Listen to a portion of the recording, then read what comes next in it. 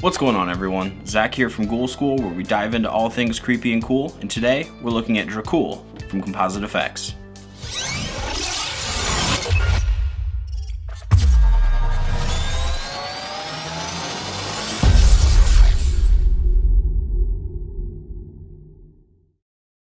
So before I talk about the mask today, I need to talk about the company itself.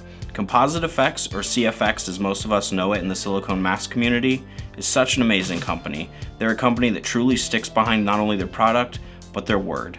I can personally attest to this in saying that because on one of my orders, there was a slight mix-up, but Tabitha reached out to me personally, as well as Josh, and they got the problem resolved insanely quick and in a professional manner. So I have to give a big shout out to Tabitha, Josh, Jonathan in the office, and the entire crew there that makes these masks possible. I cannot recommend this company highly enough to any of you collectors out there.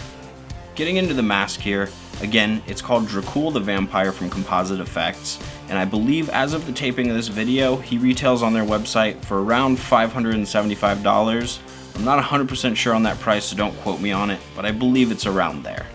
This is such an awesome mask. It's kind of that hybrid between bat and vampire. Could even be a demon in some instances. It's just a very versatile character, super cool. So let's get into the pros and cons of this one. So let's talk about some of the pros with this one, starting with its sculpture. Look at this bat-like nose, the kind of indented lips, the raised cheeks, the sunken eye sockets, these huge oversized bat-like ears. In my opinion, this is the perfect stopping point for the transition between vampire bat to human. It's almost as if you snapped a picture mid-process. And going forward with the paint job, it's beautiful. And again, I use beautiful in kind of a loose term here because it's hideous, but in the best of ways. For me, this was I was on the fence about the paint job when I first looked at it. I tend to stay towards more flesh tones and, just human-like characters. So I decided to take a chance on this one, and I'm so glad I did. Just look at the front. It's based in this white. It's got a little bit of highlight in the center of his pecs. I mean, this dude's roided out if you can't see that. But on the sides and on the back, he's this beautiful deep purple with these black liver spots. And what's cool about it is it looks like the team at CFX used a two-tone purple, because he's also got these purple liver spots that are so translucent they almost look like watercolors on him. Going back to the sculpture, this crowned head, the awesome raised spinal column, as well as the shoulder plates, everything about the sculpture on this is perfect.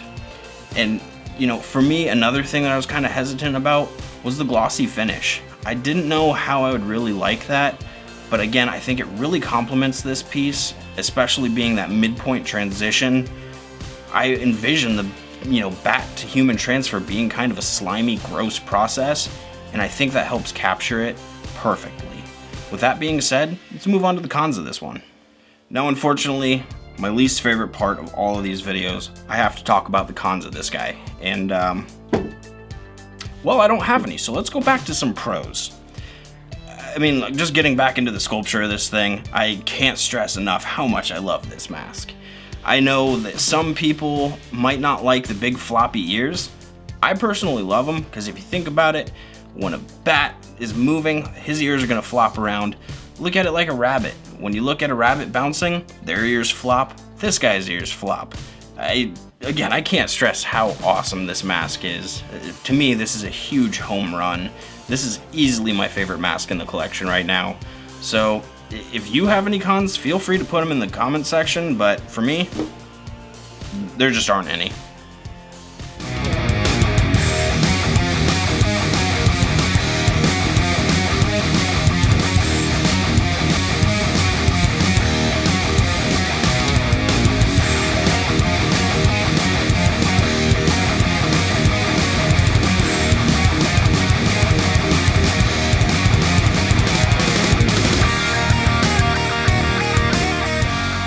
So to sum this one up, guys, if you're looking for a high quality silicone mask from a company that's going to make the buying process a lot smoother, a lot friendlier, and just overall fun, I can't recommend highly enough Composite Effects. The team out there was there every step of the way during my buying process, not only made it easier on me, but also made it seem like we were friends, and they were very knowledgeable, educated me on anything you could ever want to know on not only the mask, but the process and everything involved. For me, this mask Dracul is a 10 out of 10 knock it out of the ballpark type thing. The sculpt on it is beautiful. The paint job, for me, they proved me wrong. Initially, I was on the fence about this paint job, but when I got it in my hands, I fell in love with it instantly. And going back to the paint job, I know a lot of reviewers and things like that on YouTube say the video doesn't do it justice. In my opinion, this one's just the opposite. Not only does it look absolutely stunning in person, but in my opinion, on video, this mask looks even better, which leads me to believe this is the perfect mask for not only the indie filmmakers, but as well as us out here in Hollywood. It's just, I mean, for me, it's as close as you can get to perfect. I mean, my personal favorite creature is a vampire, and this is that perfect morph between the bat stage and the human stage. So whether you like vampires, you're a fan of the movie Underworld, whatever it may be, this in my opinion is a perfect mask, and I cannot stress to you how highly I recommend Composite Effects. Alright guys, if you like this video, go ahead and hit that subscribe button down below, and don't forget to hit the bell icon as well so you're notified anytime that Ghoul School comes out with a new video where we stay on top of all things creepy and cool. And while you're at it, feel free to comment down below whether you like this mask, whether you hate this mask. If you have it, what are your pros and cons? I want to hear it all. So until next time, stay creepy.